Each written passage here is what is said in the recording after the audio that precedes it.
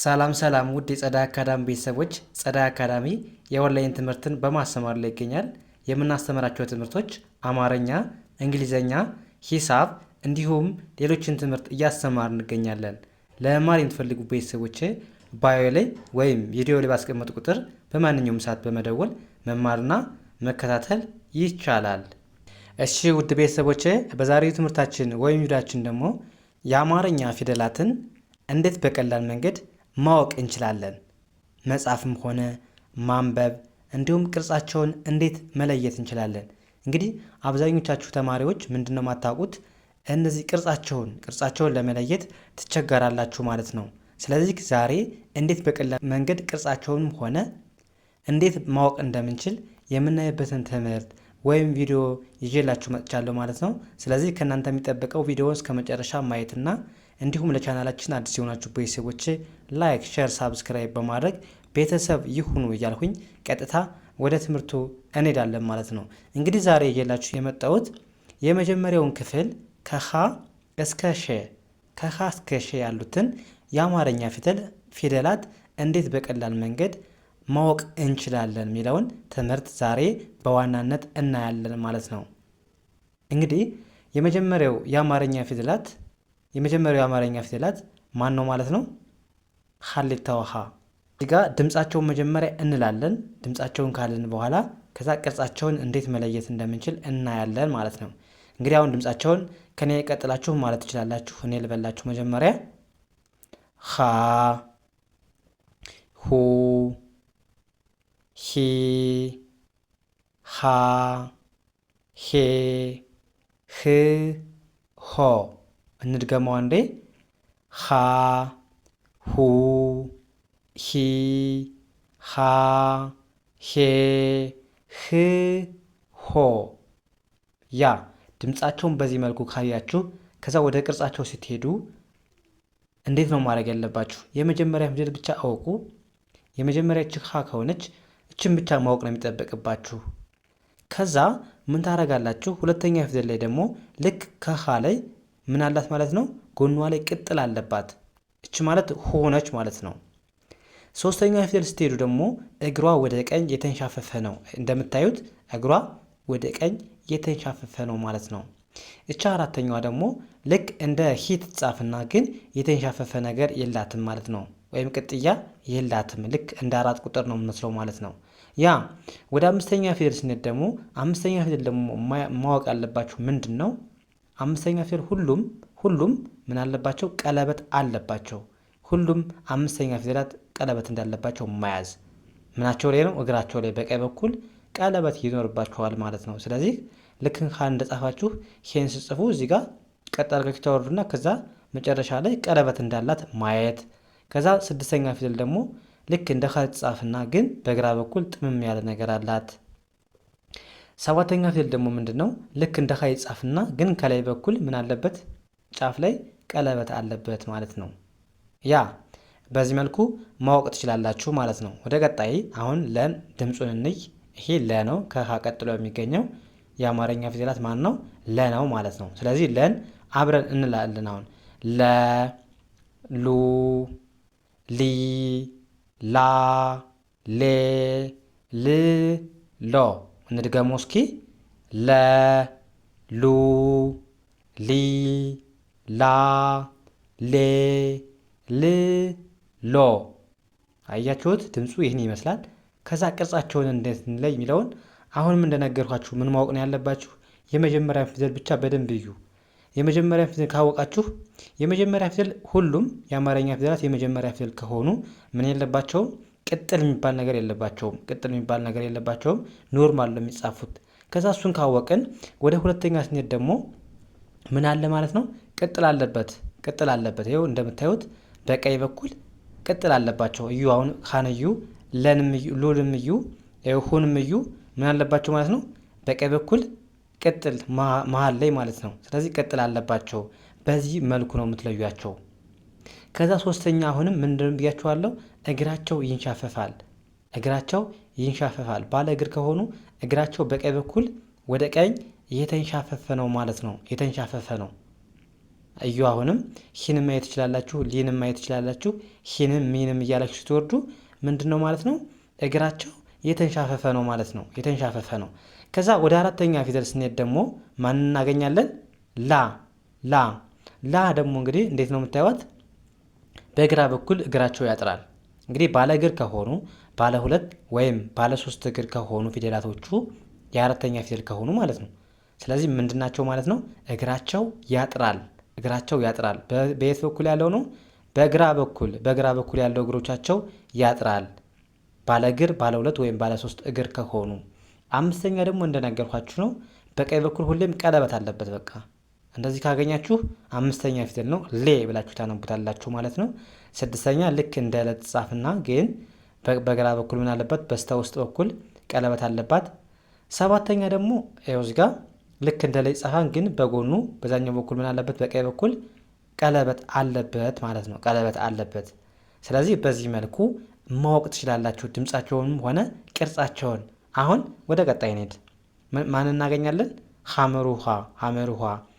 ይሄን እንግዲህ ምን ብለን ነው የምናነበው? ግን ስናነብ ሀ ብለን ነው የምናነበው። ሌላኛዋ ሀ ነች ማለት ነው። ስለዚህ እናንብባውን ድምፁን ሀ ሁ ሂ ሃ ሄ ህ ሆ። አንዴ እንድገመው። ሃ ሁ ሂ ሃ ሄ ህ ሆ። ያ ድምፃቸውን በዚህ መልኩ አየን። አሁን ወደ ቅርጻቸው ማወቅ ስንገባ ምን እናደርጋለን? እዚህ ጋር እንደነገርኳቸው የመጀመሪያ ፊደል ምንም ቀለበት ቅጥልም ቀለበት የሚባል ነገር የላቸውም። ኖርማል ለሚጻፉ ባለ ሶስት እግር ይኸው ተጽፋለች። ከዛ ሁለተኛ ፊደል ምን አድርጉ ብያቸዋለሁ? በቀኝ በኩል ቅጥል ጨምሩበት ብያቸዋለሁ። ሀን እንደጻፋችሁ በዚህ በጎኗ በኩል ቅጥል ካረጋችሁ ሆነች ማለት ነው። ከዛ ሶስተኛ ፊደል ደግሞ እግሯ ይንሻፈፋል በቀኝ በኩል ብያቸዋለሁ። እግሯ የተንሻፈፈ ነው ማለት ነው። አራተኛ ባለ እግር ባለ ሁለት ወይም ባለ ሶስት ከሆኑ እግራቸው በግራ በኩል ያለው ያጥራል ብያቸዋለሁ። ይኸው አጭር ነው ማለት ነው። አምስተኛ ባለ ቀለበት ናቸው። ይኸው በቀላሉ ማወቅ ትችላላችሁ።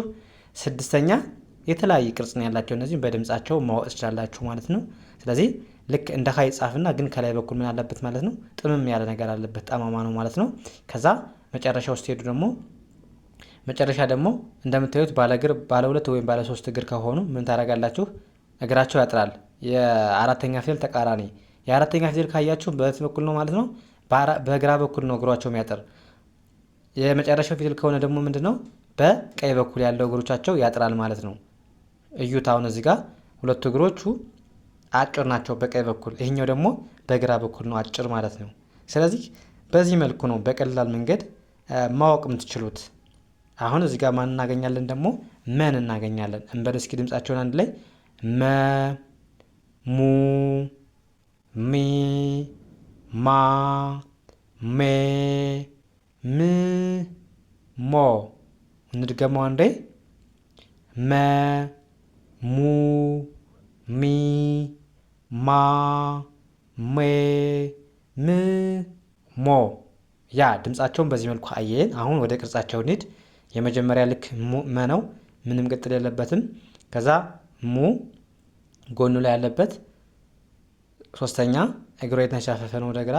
አራተኛ ይሄው አጭር ነው ልክ እንደ መጻፍና በቀኝ በኩል እግሯ ረጅም ነው ማለት ነው። አምስተኛ ሜናት ባለቀለበት እዩዋት። ስድስተኛ የተለያየ ቅርጽ ልክ እንደ መጽፉና እግሯን ወደ ቀኝ ትንሽ ጠመም አድርጋችሁ ማውረድ ብቻ ነው። ከዛ መጨረሻ ሞ ደግሞ ልክ የመ ተቃራኒ ማለት ነው። ልክ እንደ ምጻፍና ግን እግሯ ምንድነው ማለት ነው? ቀጥ ያለ ነው። የሞ ከሆነ እግሯ ቀጥ ያለ ነው። እችኛዋ ደግሞ ምንድነች? ጥምም ያለ ነገር አላት ማለት ነው። እችኛዋ እግሯ ቀጥሎ የወረደ ነው። በዚህ መለየት ትችላላችሁ ማለት ነው። አሁን ወደ ቀጣይ ንድ ማን እናገኛለን? ሰ። ይሄ ንጉሱ ሰ ነው። ሰ ሁለት አይነት ሰ አለ። ሰዓቱ ሰና ንጉሱ ሰ። እዚህ ጋር ንጉሱ ሰ የሚባሉ ናቸው። ያው ስታነቡ ነው እንጂ ስትጽፉ ችግር የለውም፣ ማንኛውም መጠቀም ትችላላችሁ። ስለዚህ ማወቅ ስላለባችሁ ነው። ስለዚህ ምን ብለን እናንብባት ድምጿን? ሰ ሱ ሲ ሳ ሴ ስ ሶ። እንድገመው አንዴ። ሰ ሱ ሲ ሳ ሴ ስ ሶ። አያችሁ ድምፁን? ከዛ ቅርጻቸውን ለመለየት አሁንም የመጀመሪያ ፊደል ብቻ አወቁ። የመጀመሪያ ምንም ቅጥል የለበትም። የመጀመሪያ ሁሉም ፊደል ምንም ቅጥል የለበትም። ከዛ ሁለተኛ ላይ ጎኑ ላይ ያለባቸው እዩ። ሶስተኛ እግራቸውን ይሻፈፋል ብያቸዋለሁ ወደ ቀኝ። አራተኛ ልክ እንደ ጻፍና እግሯ ምንድነው ማለት ነው ረጅም ነው በግራ በኩል በቀኝ በኩል ማለት። አምስተኛ ባለቀለበት ናች። ስድስተኛና አራተኛ የተለያዩ ናቸው። ስድስተኛ ወደ ግራ በኩል ነው እንትኑ ያለ። እችኛዋ ደግሞ እግሯ በቀኝ በኩል ነው ያለው በግራ በኩል ነው ማለት ነው ያለው። ስለዚህ እችኛዋ በቀኝ በኩል ነው እግሯ፣ እችኛዋ ደግሞ በግራ በኩል እግሯ ይረዝማል ማለት ነው። ስለዚህ እነዚህ መለየት ትችላላችሁ። ስድስተኛና ሰባተኛ ትንሽ ይመሳሰላሉ፣ ግን ምንድነው ልዩነታቸው? እችኛዋ እግሯ በዳር በኩል ነው ያለ፣ ይሄ ደግሞ መካከል ላይ ነው ያለ መሀል ላይ። አያችሁት? ልዩነታቸው ይሄ ነው። እንደዚህ እያደረጋችሁ ልዩነታቸውን በቀላል ካያችሁ፣ ቅርጻቸውን ካወቃችሁ፣ እንዲሁም ድምጻቸውን ካወቃችሁ በቀላሉ አማርኛ መጻፍም ሆነ ማንበብ ትችላላችሁ ማለት ነው። ስለዚህ እናንተ እንደነገርኳችሁ ቅርጻቸውንና ድምጻቸው እንዴት ነው ብላችሁ በደንብ ማየትና መከታተል ነው የሚጠበቅባችሁ ማለት ነው። አሁን ወደ ቀጣይ እንሂድ። ማን እናገኛለን? ረን፣ ረ፣ ሩ፣ ሪ፣ ራ፣ ሬ፣ ር፣ ሮ። እንድገመው አንዴ። ረ፣ ሩ፣ ሪ፣ ራ፣ ሬ፣ ር፣ ሮ። ያ ድምጻቸው ይህ ነው። ከዛ ወደ ቅርጻቸው ስንሄድ የመጀመሪያ ሉክ ምንም የለበትም። ሁለተኛ ቅጥል ያለባት በታች በኩል ነች። ሪ ደግሞ ልክ እንደ ረ ትጻፍና ግን ጠበብ ይላል እግሯ ማለት ነው። ጠባብ ነው። ይሄኛው ዘረጋ ያለ ነው። እችኛዋ ደግሞ ጠባብ ነች ማለት ነው። አራተኛ ልክ እንደ ረ ይጻፍና ግን በዚህኛው በኩል ትንሽ ጠምም ማድረግ ብቻ ነው። አምስተኛ ባለቀለበት ናች። ስድስተኛ እንደ ረ ይጻፋል ግን ሰፊ ነው። በሁሉም በኩል ሰፋ ያለ ነው ማለት ነው። ሰባተኛ ደግሞ ልክ እንደ ረ ይጻፍና ግን መጨረሻ ላይ በቀኝ በኩል በላይኛው በኩል ምን አለበት? ቀለበት አለበት ማለት ነው። በዚህ መልኩ ማወቅ ትችላላችሁ። ከዛ ማን እናገኛለን? ሰ፣ ሱ፣ ሲ፣ ሳ፣ ሴ፣ ስ፣ ሶ። እንድገመው አንዴ።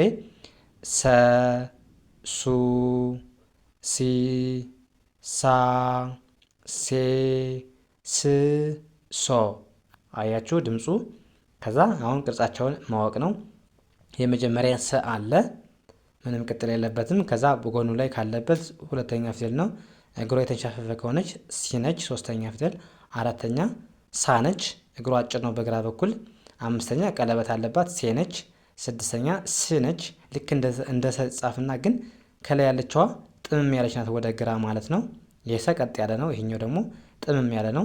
ሰባተኛ ፊደል ደግሞ እግሯ ያጥራል ማናች ሶ፣ እግሯ በቀኝ በኩል ያጥራል ማለት ነው። ያ በዚህ መልኩ ካወቅን ወደ መጨረሻው ስንሄድ ማን እናገኛለን? ሸ፣ ሹ፣ ሺ፣ ሻ፣ ሼ፣ ሽ፣ ሾ። እንድገመው አንዴ። ሸ፣ ሹ፣ ሺ፣ ሻ፣ ሼ፣ ሽ፣ ሾ። ያ ድምጻቸውን አወቅን። አሁን ቅርጻቸውን ልክ ይሄ ደግሞ በጣም ቀላል ነው። የሰን ካወቅን የሰን ሰባቱንም ካወቅን ሼ በጣም ቀላል ነው ማለት ነው። ምክንያቱም ምንድን መጨመር ብቻ ነው። እዚህ ጋር ያሉትን ከላይ የተጋደመውን ነገር ብቻ ጋደም ጋደም ጋደም ማድረግ ብቻ ነው። ከዛ ማን ይሰጠናል ማለት ነው? የሸ ቤተሰብን ይሰጠናል ማለት ነው። ስለዚህ የሸ ምንም የለባትም። ሹን ደግሞ ያው በጎን በኩል ሶስተኛ እግሯ ሸፋፋ ነው ሺ፣ አራተኛ እግሯ አጭር ነው ሻ፣ አምስተኛ ሼ ነች፣ እግሯ ቀለበት አለባት። ስድስተኛ ልክ እንደ ሼ ተጻፈና ግን ጥምም ያለ ነገር አለባት ወደ ቀኝ ወደ ግራ ጥምም ያለ ነው። ሰባተኛ እግሯ አጭር ነው ማለት ነው ሾ። ስለዚህ እንደዚህ እያደረጋችሁ በቀላሉ የአማርኛ ፊደላትን በቀላሉ አውቃችሁ እንዲሁም መጻፍም ሆነ ማንበብ ትችላላችሁ ማለት ነው። ስለዚህ ከእናንተ የሚጠበቀው እንደነገርኳችሁ ቪዲዮውን ሳትሰለችሁ ማየትና መከታተል ነው ማለት ነው። የዛሬው ክላሳችን እዚህ ጋር እናብቃ። ቀጣይ በሌላ ትምህርት እስከምንገናኝ ሰላማችሁ ብዝት ይበልልኝ። ሰላም ሁኑ።